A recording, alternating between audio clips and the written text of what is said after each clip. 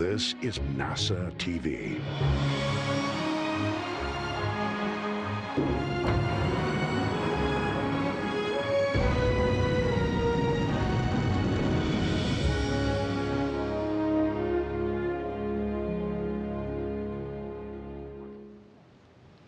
Good afternoon from NASA's Johnson Space Center, and welcome to NASA's SpaceX Crew 4 Crew News Conference.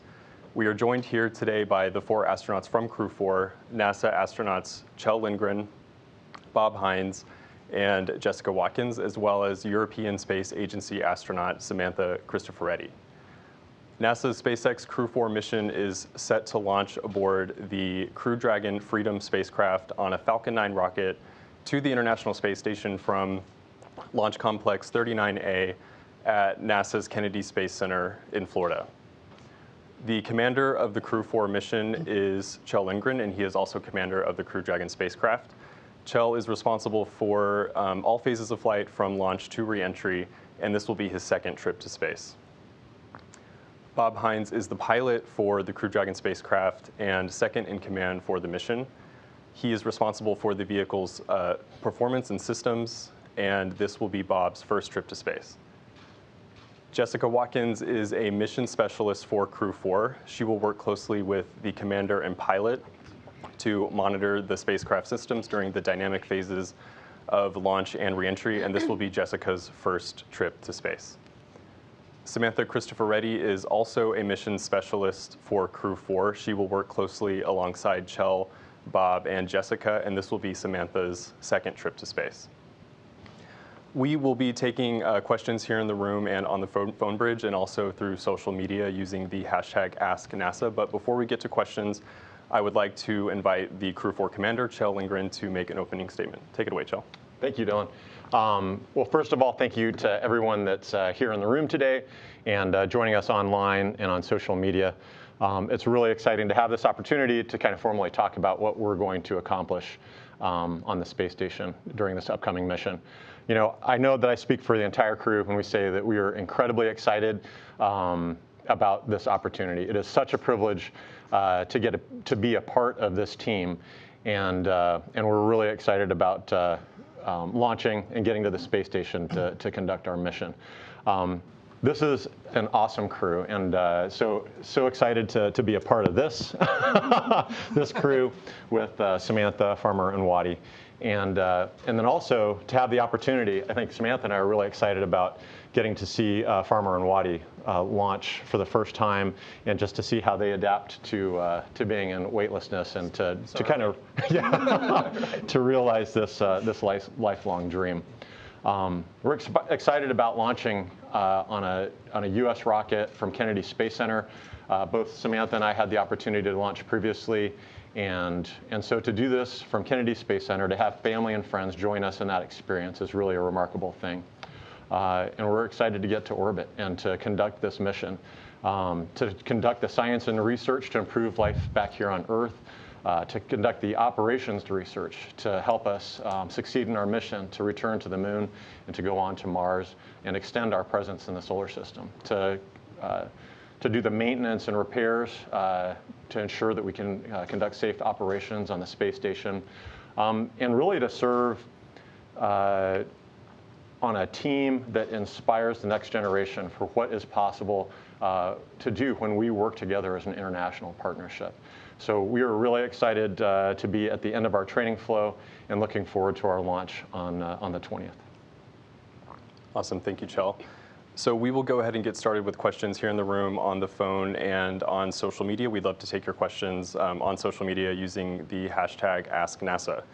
Just a reminder to those on the phone, if you would like to ask a question, please press *1 on your phone, or *2 if your question has already been answered.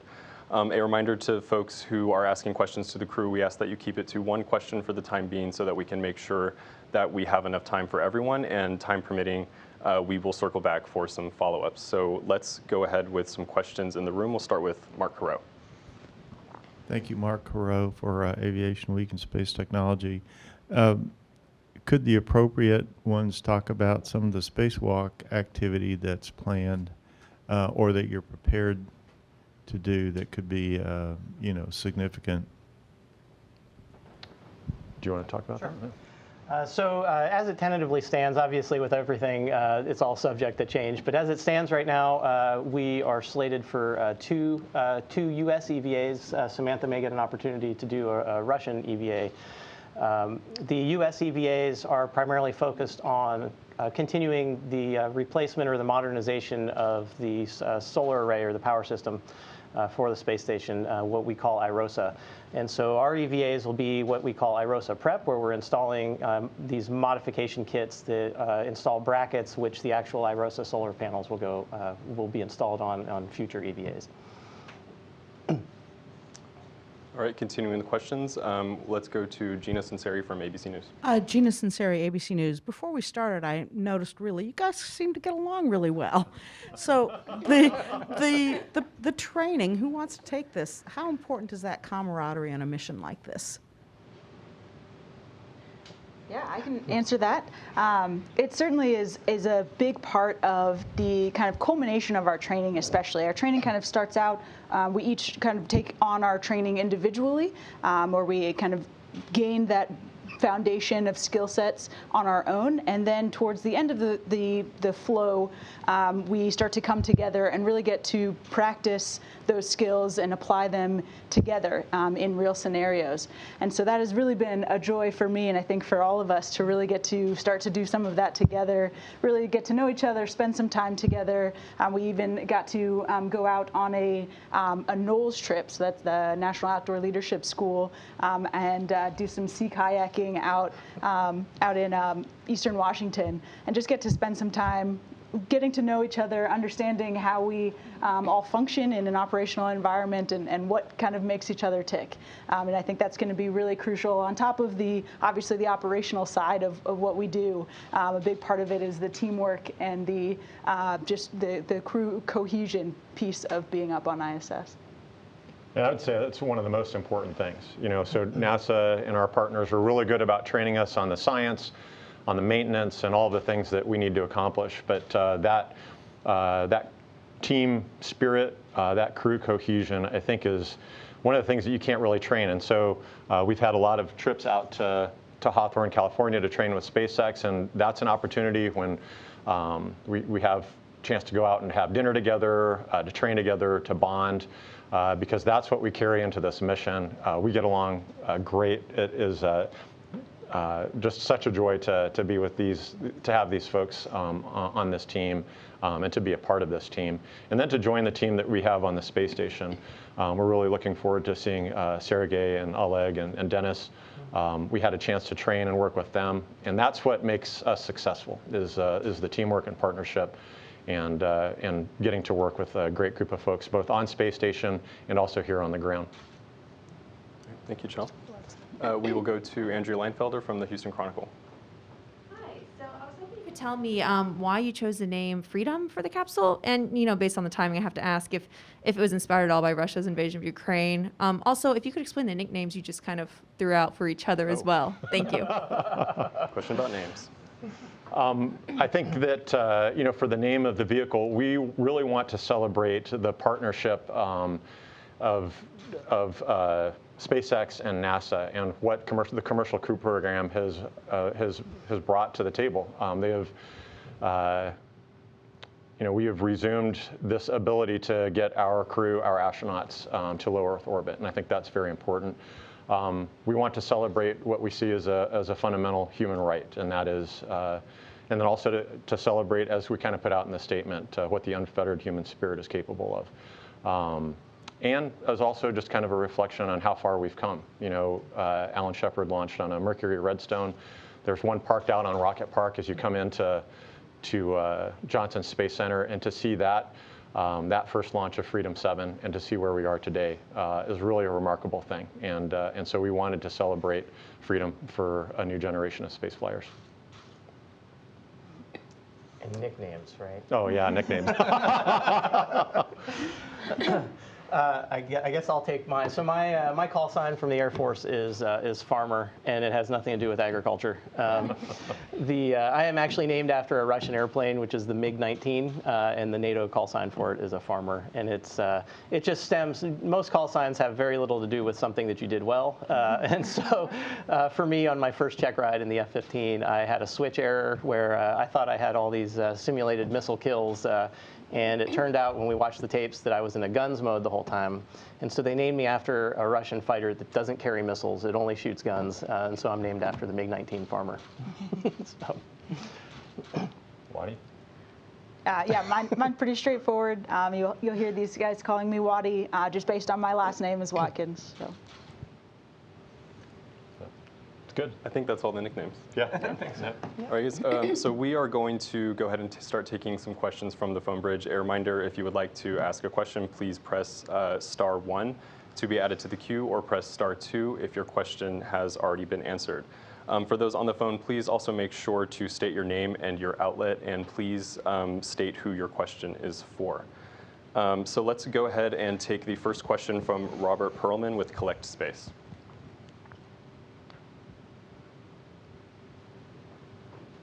And Robert, if you are muted, we cannot hear you. Thank you. Sorry about that. Can you hear me now? Yes, we can. Okay. Robert Perlman with CollectSpace.com. For the whole crew or whoever wants to take it, your crew patch sort of broke your tradition from the past and even future Dragon crews, moving the large element from a depiction of a mythical dragon to a dragonfly. Can you share the development of the patch as a crew, and if that uniqueness carries across to your personalities and approach as a crew together?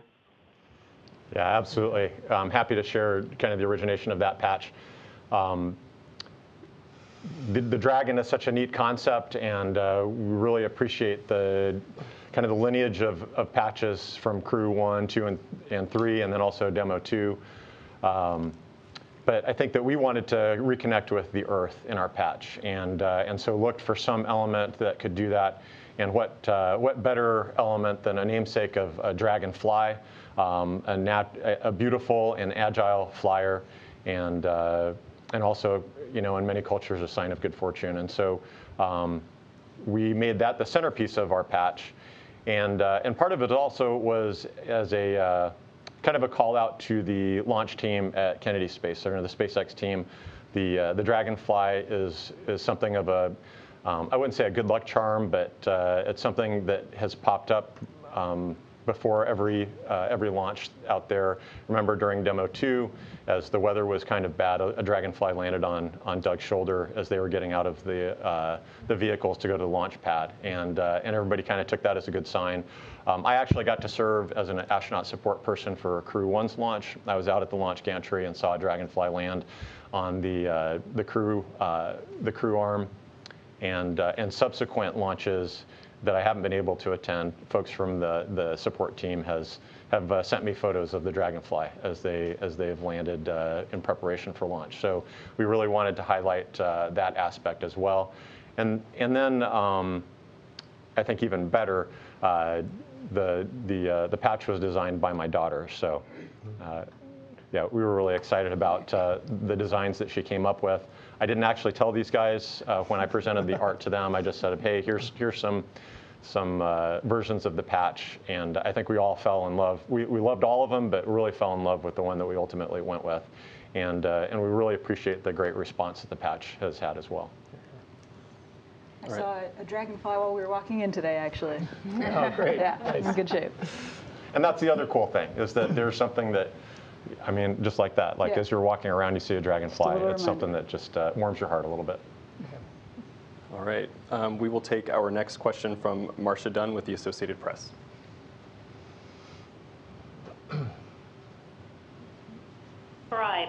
For me, you're going to become the first black woman to move long-term into any space station. What does it mean to you and others? Why do you think it's taken until 2022 to achieve? And Samantha, if you could also please talk about your take on being the lone woman in ESA's astronaut corps. Thank you very much.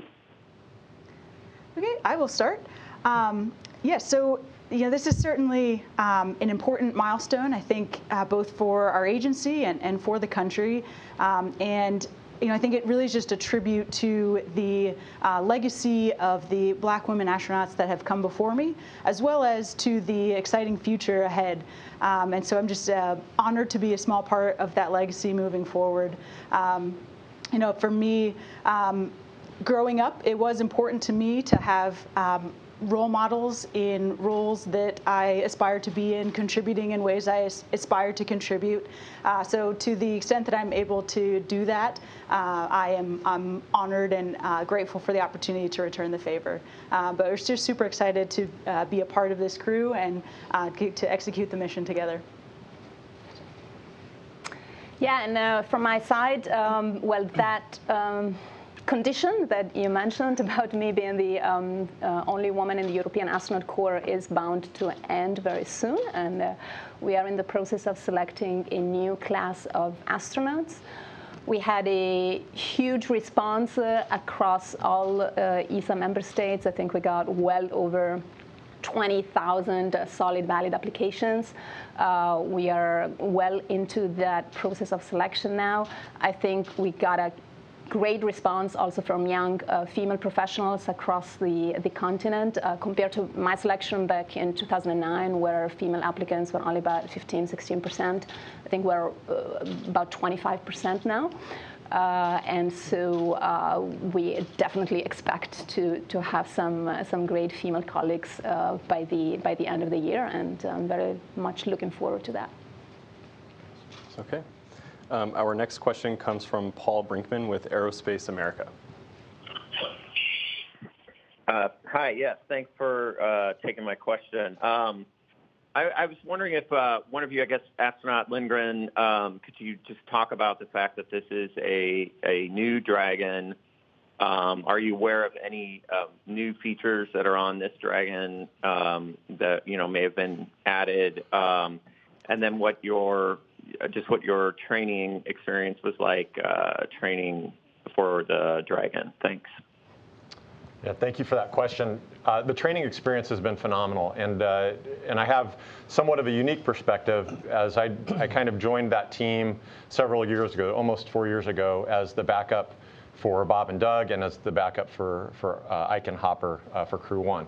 And so I've been working with that team, training with that team, a part of the test and development initially, and then really watched the training process mature over time. And so it's been a lot of fun to go through that training formally with this crew and to experience it firsthand. In terms of new capabilities, that is, I think, one of the really cool things that SpaceX brings to the table, is that they are constantly trying to improve and to make things more efficient.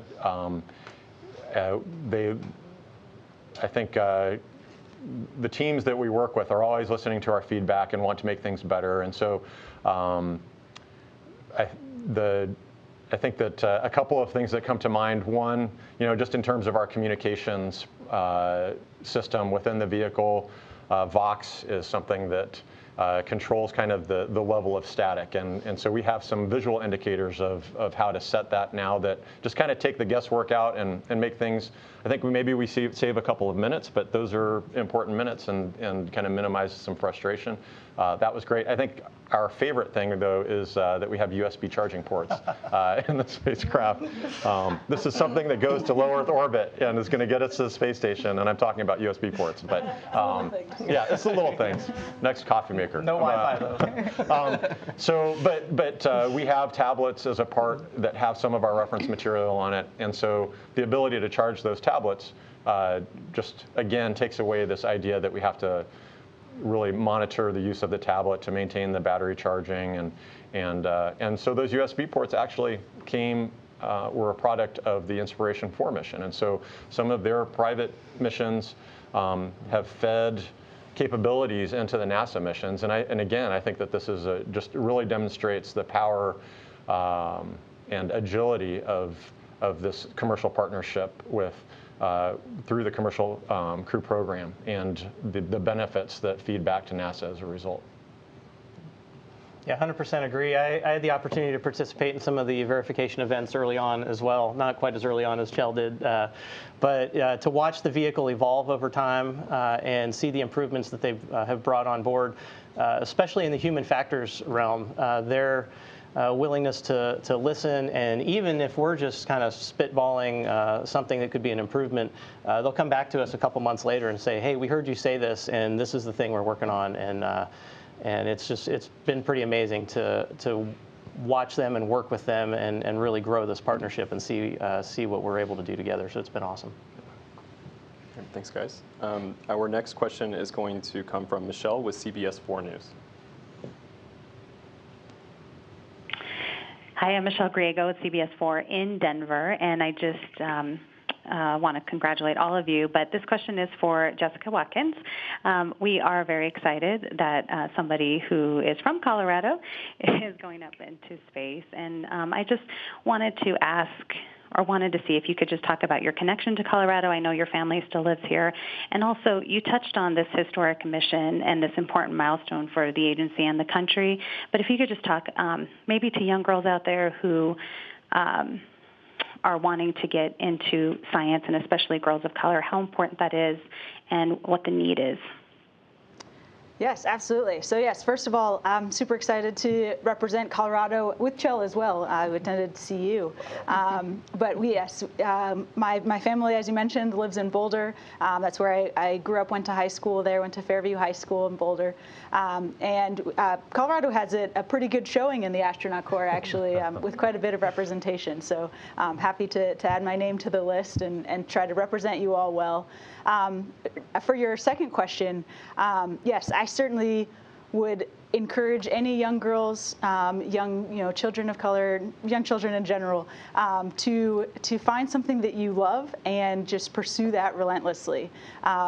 For this job in particular, we're looking at the STEM fields, so science, technology, engineering, mathematics, but anything within that realm. Yeah, that's actually a pretty broad category to find something that you really love and just seek out opportunities to do that.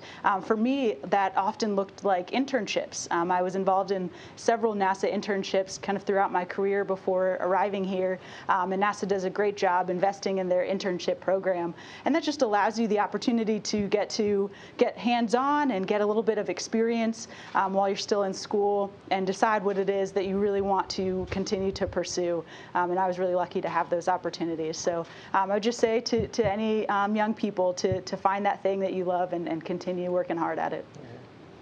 Awesome. Thank you, Jessica. Our next question comes from Chelsea Goad at space.com. Hi, thanks so much for taking my question. Yes, Chelsea from space.com. Being Crew 4, you have a really great and incredible group of astronauts that have come before you in flying Dragons to the space station. Whether that be through these missions or through, as you mentioned, Inspiration 4. Have you been chatting with these other astronauts, with these former crews, and have they been giving you tips? Have you been working together? I'm curious what that collaboration has looked like in preparing for this mission. Sure.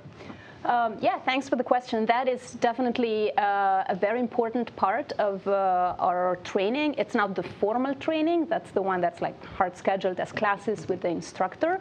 But of course, it's also, as you say, very much important to learn from the experience of the crews that went before us. So when Crew 2 came back, they went through a very rigorous process of debriefing their mission. And so we were always invited to participate in those debriefs. Unfortunately, we were also very busy with our own training, so we couldn't always go. But we made a point of having an informal, like, pizza evening with the crew a few weeks after their return, when it was all still fresh in their mind, and they could really pass on parts of that experience. a lot of it has been really how it is to, the parts that are really a little bit more difficult to actually train in the formal training and the simulator. So how is it to live for a certain amount of time inside Dragon on the way to space station? How's the habitability of the vehicle? How do you actually sleep? How do you use the toilet? How do all those things, those practical things worked out? How about eating? How about stowage? And so they give us a lot of tips. Their feedback and their, the content of their debriefs informed also a process of improvement. As Chell was mentioning earlier, it's a very agile program. So, both the SpaceX team and the NASA teams involved in Dragon, they work really hard, especially because it's still kind of the beginning of this program. It's still the early flights, to incorporate in the next flights all that feedback that they got from the previous crews. And actually just today, we had an opportunity to have a call with Crew 3, with the guys and girls who are up there on the space station, just for some, last minute tips from their side as they get ready to go into quarantine and get ready to launch in a few weeks. And then, of course, we'll have a lot of opportunities to get their knowledge and expertise once we get on orbit and we have our handover period before they return. Yeah, I'd just add on to that. I think in our previous experience of training, I found that spending time around a dinner table, talking with folks that were in training or just recently returned from flight, that I think, and many people say it, is that's where you learn space flight, is in those kind of informal conversations, just asking questions and the opportunity to have just a conversation.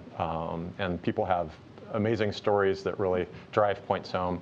And you kind of I remember I was tucking those little pearls away for my own flight. And so I think that's something that we really try, as the Knowles expedition that Wadi talked about, really try to find opportunities where we can gather as our own crew and then gather with members of the team that works here in Mission Control, or with our international partners or our commercial partners, and then also to gather with other crews to be able to share kind of those tips and tricks. It's really, really important. Okay, our next question comes from Russell Pounds with Pacific Rim Media. Good morning and greetings from Alaska. This is Russell Pounds with Pacific Rim Media, and my question is for Jessica. I wanted to hear from you about mentors today, and you spoke about internships when you were older a few minutes ago, but can you recall an early story about a person who helped you discover your inner explorer and what age that first took place? Thanks. Yeah, absolutely. Mentors have always been kind of a force that has continued me along a pathway and helped me decide and determine what that pathway would be kind of along the way. But I think having different mentors, of throughout your career has been instrumental for me in terms of getting where I am today. Certainly, I've had many teachers, science teachers, of course, at a young age in elementary school, and I remember. Again, a lot of those mentorships, again, came with opportunities to be able to go out on field trips or go look at interesting things in the lab that really kind of sparked my interest and kind of fueled my fire along the way. I also have had many coaches along my kind of career, athletically as well as academically, that have also helped kind of guide me and shape me and mold me, if you will, as a whole human, which I think is a really important piece of what we do here now, and also getting to be here is being able to have all aspects of yourself be kind of diverse and making sure that you are involved in many different things so that your whole self is kind of being fed. So those were definitely lessons that I've learned from mentors along the way, and I'm really grateful for all those people in my life. My family and friends as well. Hi, Mom. They made a great human. I think that's one of the really cool things about this, this career field especially, but there are lots of them out there, is the opportunity to reflect on how you got here. And we get asked this question a lot, and it is super humbling to be able to sit in a position like this and reflect on those kinds of things and the people that influenced you along the way and how many there are. There's the cast of thousands that not only take part in our training and preparing the vehicle and all of that kind of stuff, but also going all the way back to our childhood. Like everybody that we interacted with along the way was foundational in helping us to achieve this. And that's something that I know we talk a lot about, is in some way finding a way to bring all of them along on this mission with us. And so all of you watching out there are part of this, and so you are 100% part of the Crew 4 team. Absolutely.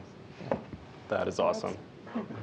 That's where your class name came from, even. That's right. Turtles. That's right. Yeah. All right, our next question comes from David Curley with Discovery News. Thanks very much. David Curley from the Discovery Channel. For the spacewalkers, can you talk a little bit about the EMUs? They're long past their sell-by date. I would assume the practice suits at JSC might be a little bit more worn. Give us a sense of what it's like getting into one of these well-used suits. We talked about the water issue in the last news conference about the last spacewalk. And have any of you had anything to do with XEMU development? And can you tell us what you've told folks? Thank you. I'll just start out and say, when you think about the EMU, this extravehicular mobility unit, it is, I think, a modern miracle of engineering. When you put this spacesuit on, it is a miniature spacecraft. We have a safety tether that hooks us to the space station, but everything that we need to survive, water, cooling, or thermal protection, an atmosphere, scrubbing carbon dioxide, the provision of oxygen at an appropriate pressure, all in a vehicle that is essentially molded to our bodies so that we're able to move around and do work. It is incredible.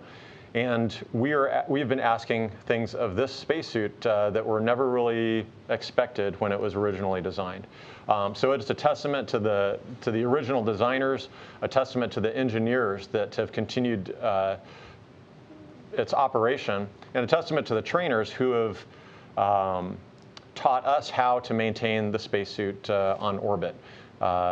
This was originally designed that after every spacewalk, after every mission, to come back down here, get refurbished, and then sent back up. And we keep these spacesuits on orbit to do the work up there. So it is definitely been extended past kind of its original intention, but it is still an amazing piece of equipment that allows us to do incredible things outside of the space station. That being said, we are about to I guess, I don't know how far we are from XEMU becoming operational, but this opportunity now to fold in new technologies and provide our crew members with new capabilities as we return to a rocky surface is really extraordinary. And so I don't have a whole lot of experience with XEMU. Do you? A little bit, yes. And I think that what you're kind of bringing up, Till, is really important. It's this idea of what we are able to do on ISS as a proving ground, or as a means of developing technology that is going to allow us to pave the way to Moon and Mars. And I think EMU, with the transition to XEMU, is an example of that. Yeah. To enable us to be able to do real field work on a rocky surface, as you say. And as a geologist, that's super exciting. The idea of being able to bend down and pick up a rock. It sounds very trivial, but it is going to be very exciting, and the science that we're going to get out of that. Right. Exactly. We're very excited about it. That's awesome. Okay, our next question comes from Zachary Aubert with the Launchpad News. Yeah, thank you so much for taking the questions. And I can just say we love the energy of this crew. You can just feel how much of a family you are. So we're excited to see you guys launch. Jessica and Robert, with this being your first space flight, is there something specifically you're most looking forward to? We've obviously heard the zero gravity or the view from previous astronauts on their first flight, but something you're looking to. And Chell and Samantha, you guys are getting to go back after quite a while, maybe something that you've been longing to get to experience again from your first flight. And it's always a big question, what's the zero-G indicator? You mentioned that your daughter helped design the patch. Has it already been decided, or were your kids part of that decision as a crew? It's classified. Yes, zero-G indicator has been decided, and it will be revealed at a later date. Yes, this is my first flight, Wadi's as well, and obviously I'm sure we're both really excited. I'm really excited. This is a boyhood dream, obviously, and so that whole culmination of that is really exciting. We kind of talked about it earlier. It's kind of surreal to be in a position like this, but to think ahead, it's really hard on a first-time flight, at least for me, to think beyond the things that you talked about. Like the first thing I want to do when I get up there after SECO, once that engine cuts off, I want to unstrap and go look out the window, right? Like that was part of what drove me to be a pilot. I love seeing things from a new perspective, and this is kind of the ultimate part of that, is getting to look outside and see the Earth and see this wonderful creation that we get to live on, seeing it from a new perspective and the beauty that it displays every day. So really looking forward to that. And then getting onto space station, certainly the people part of it. The more we go through training, there's all the technical aspects of everything. But as you alluded to, our crew is awesome. We've got more awesome crewmates on orbit. We've got 2 more classmates on orbit that we get to go overlap with for a little while. And the opportunity to just go do this incredible thing with people that we love is just awesome. And so we're really, really looking forward to spending time with everybody up there. All right. Anyone else? What Farmer said. Absolutely. Awesome. I guess I would say for myself, in terms of going back, really, really excited to be launching from Kennedy Space Center. Growing up and watching shuttle missions, being inspired by the images of our Apollo astronauts working on the moon, to launch a mission from this historic site, to the ability to have friends and family just drive out to watch that launch, and to experience part of this incredible privilege that we have of being part of the NASA and international partner team. That is really exciting to me. This feels like a once-in-a-lifetime opportunity, and so the privilege of getting to do it a second time is a little surreal. Yeah.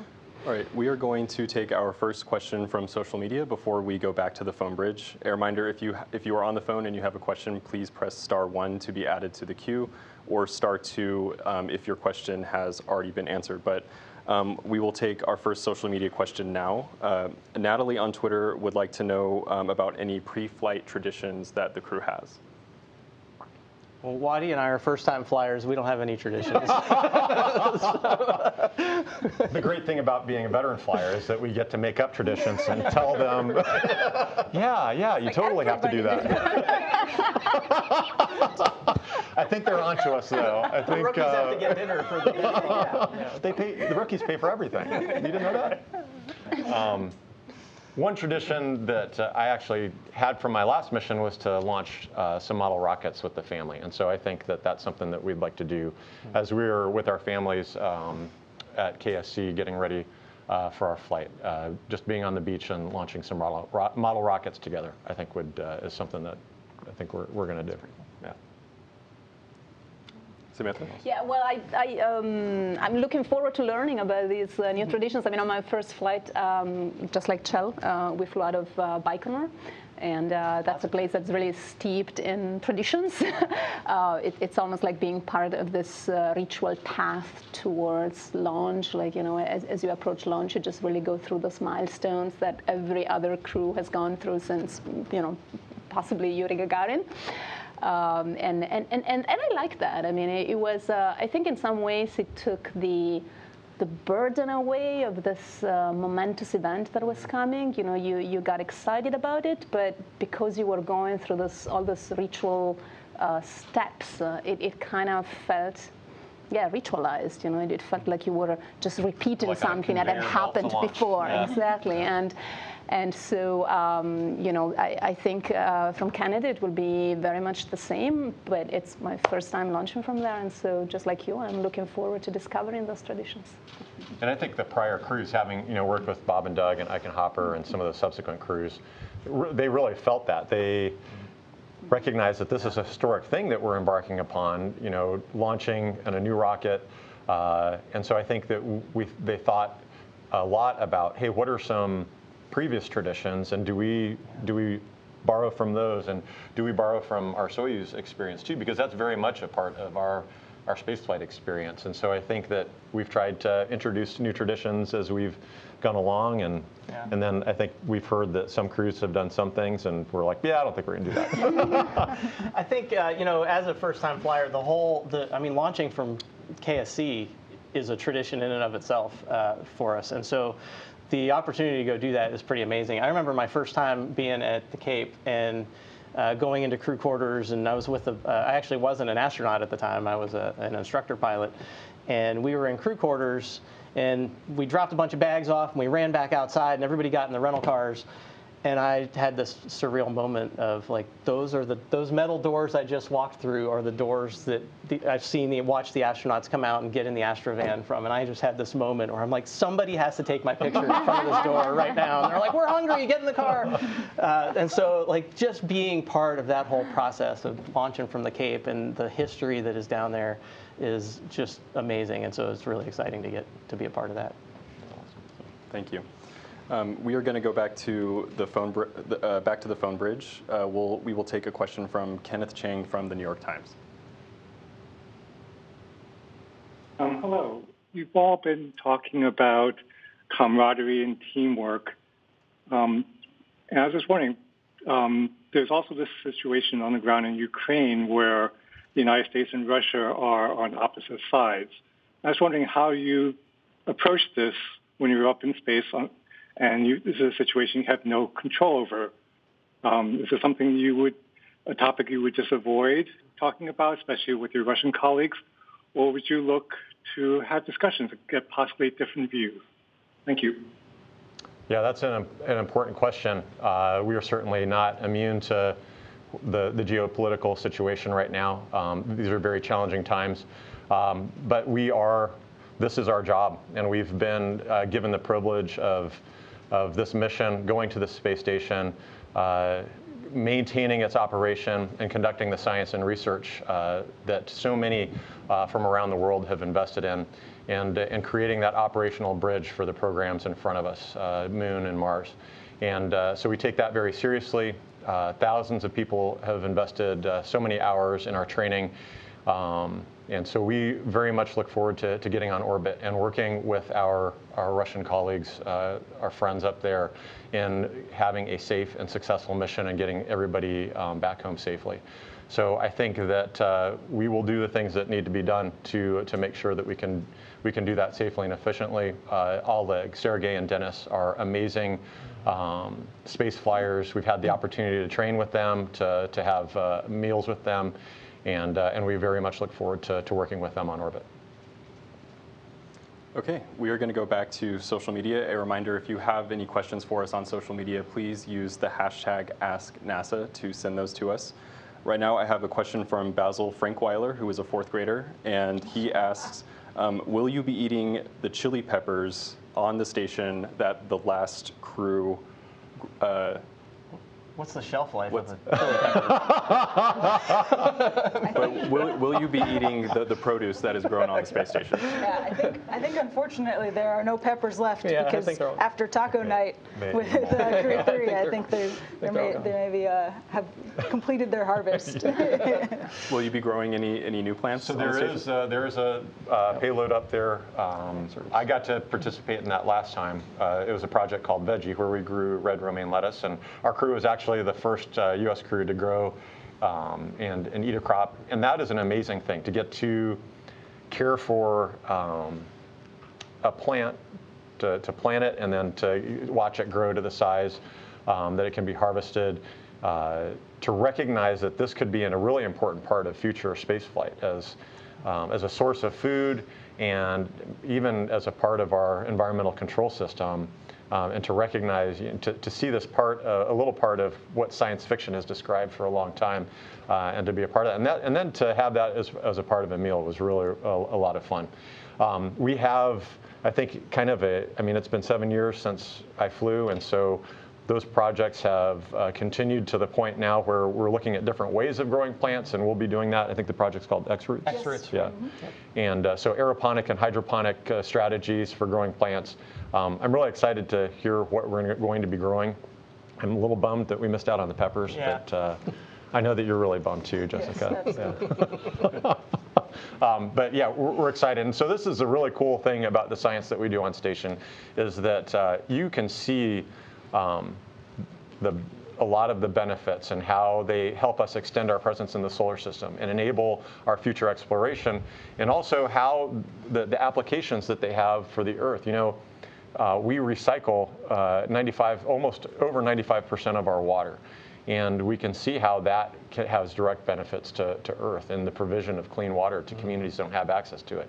The ability to grow plants and crops without arable soil, I think that we can see those benefits as well. And then to imagine crews someday having a whole module dedicated to the growth of edible plants is really a cool thing. And I just kind of imagine floating into that and being surrounded by green and breathing in that natural air is really cool. So, absolutely.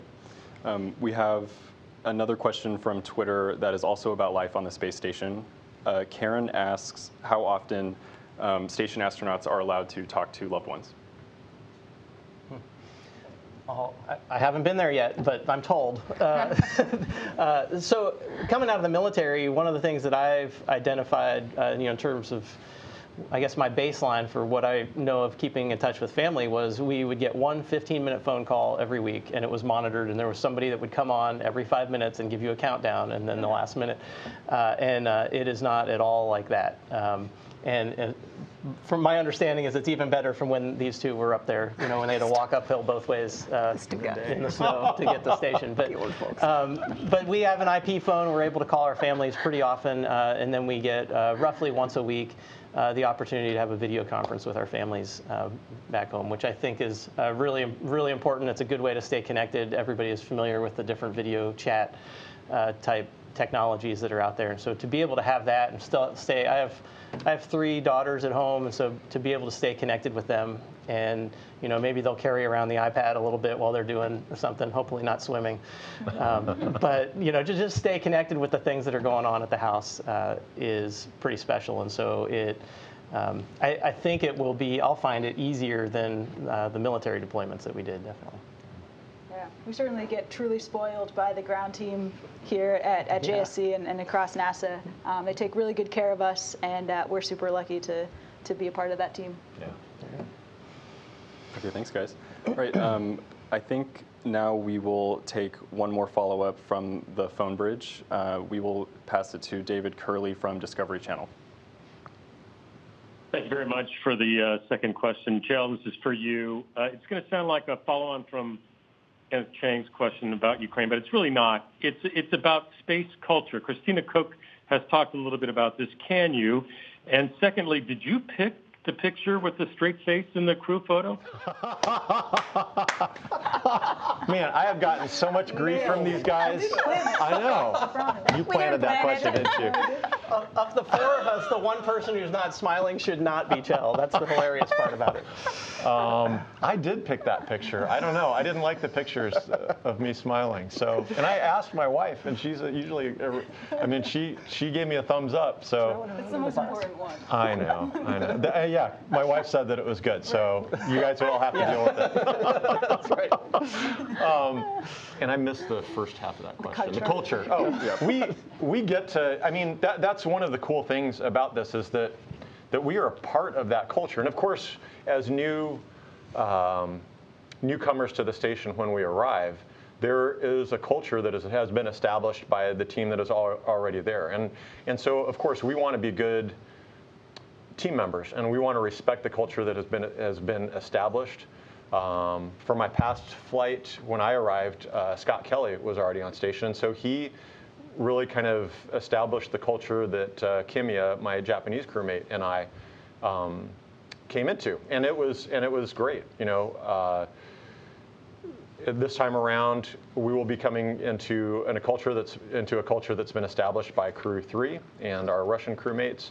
But within a few days, you know, Crew 3 will leave, and so we'll have the opportunity to make decisions about, hey, we really want to eat lunch together, and so let's ask the ground about trying to get our schedules situated so that we can do that. Or we really want to protect this time, and so I think that we've gotten to know each other really well, and I think that we'll make some decisions along the lines of what we think works best for our crew and works best with our Russian colleagues as well. And we have the privilege of Samantha serving as our USOS lead during this mission, and so you know that she's going to be talking with the ground and kind of advocating for a lot of those things as we progress through our mission. You know, cultures are malleable and changeable, and so I think that we have this unique opportunity to adjust that to make sure that we're working efficiently and having a good time while we're doing it.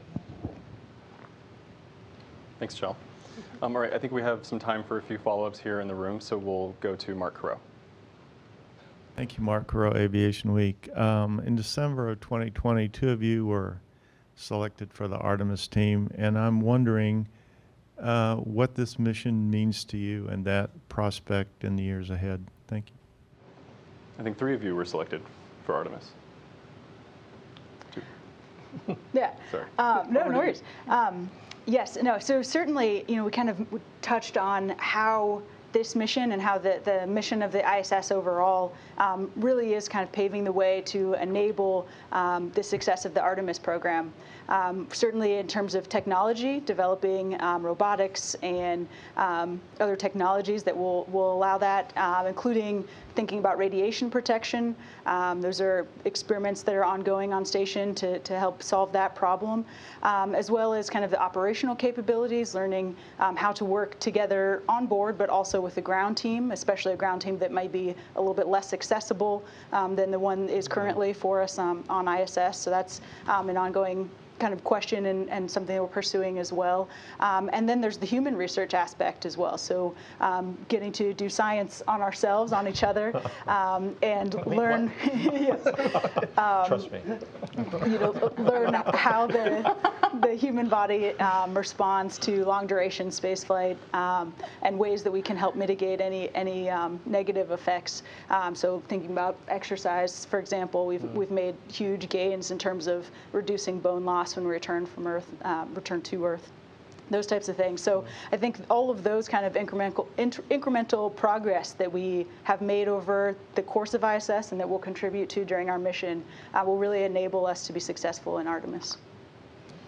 And what an amazing time to be a part of NASA. Like I feel like we won the lottery. We have a program. I mean, we have Artemis and we have Orion and we have a human landing system programs that are figuring out ways to get our astronauts and our partners to the moon and landing on the moon and with Mars in our sights.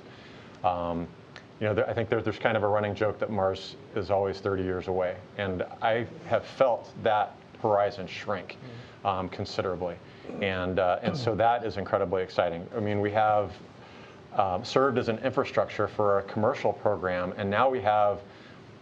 I mean, it just seems like there are rocket companies launching every week, and a robust program to get cargo to the space station, and all these commercial companies that are vying to be a part of our return to the moon. So it's an extraordinary time to be here. It's so exciting to see all of the activity that's going on, and now to get to go to the space station and really be the eyes and hands for the team that is figuring these things out, figuring out this path and the technologies that are required to get back to the moon and to go on to Mars is really extraordinary. Yeah, you know, historically you look at it and we were a strand of things, right? Mercury, Gemini, Apollo, Soyuz, and then shuttle. And now it's a web, right? Like it is a web. The space industry is just incredible. And you know, as NASA pivots to the moon and Mars, that pivot point is space station. All right, so all that Yeah. technology is going to space station where we develop it and refine it before we pivot and send it off to the moon and then eventually to Mars. So it's an incredible time to be here. That will all be illustrated quite profoundly when we get to watch Artemis 1 launch from on board. Yeah. So if you guys can put in a plug so that our, it just works out that we're over Florida somewhere when Artemis launches, that would be awesome. I'd like that shot. That would be So would we. amazing. Yeah. That would be amazing. That was one of the coolest things actually during my last mission. Our pointing folks and the folks that are kind of tracking our orbital path would send up notes saying, hey, we have a Soyuz launch or a Progress launch or a Cygnus launch. If you look out this window at this time, you should be able to see it. And I never really thought that that was possible, that you could actually see those launches. And yet one night, so we knew that there was a Progress launch. It was dark over Kazakhstan. We all got into the cupola together and we're watching the ground. And I mean, sure enough, we saw a little dot, kind of where we thought Baikonur would be. And then we saw that light blossom. And then we saw that light climb off the ground, and you could see the illumination from the rocket below it. And it just absolutely blew my mind that we could see that with our own eyes. And then just watch that dot climb up, and we had passed over the top at that time and watched it climb up through the horizon. That was profound. And so if we get to see Artemis do that, that would be pretty amazing. epic. Yeah. Can't wait for you guys to come back with more of those stories. Yeah. All right, we have time for one more question from Gina Sinceri at ABC News. This is for Samantha. You're going on a spacewalk. Will you wear a U.S. suit, a Russian suit? And if I remember correctly, your gloves were on the Cygnus that blew up. Did they ever replace your spacewalking gloves, and who did? So there's a little bit of conflation of aspects there. So I have now trained in the EMU on this training floor. I have only trained in the Russian spacewalking suit. It's called Orlan. The gloves are not mine, like for life. They were like my gloves back then, but then they've been used by other crew members. I actually know for a fact that Anne McLean has used those gloves, which was kind of excited. We are like glove twins, I guess, or hen twins. But maybe other crew members have. I mean, they're definitely not like my gloves. But yeah, but this on this specific flight, if I get to do a spacewalk, which was 100% not sure, then it could only be a spacewalk in the Russian Orlan suit. Which is pretty amazing. I mean, that she is trained in the U.S. system with our EMU, and is now trained and certified to fly the Orlan system. Is an amazing thing. Not many so people cool. that are dual qual. Yeah, absolutely. Thank you for your question. Okay, folks, that's going to be all the time that we have for today. Thank you to the Crew 4 for joining us today. Thank you to everyone in the room, on the phone, and on social media who sent us your questions. Please make sure to tune in to watch these astronauts launch on the Crew Dragon Freedom from Kennedy Space Center to the International Space Station on April 20th. You can tune in on nasa.gov, the NASA TV app, as well as all of the NASA social media channels. That's going to conclude today's press conference. Thank you and have a wonderful day.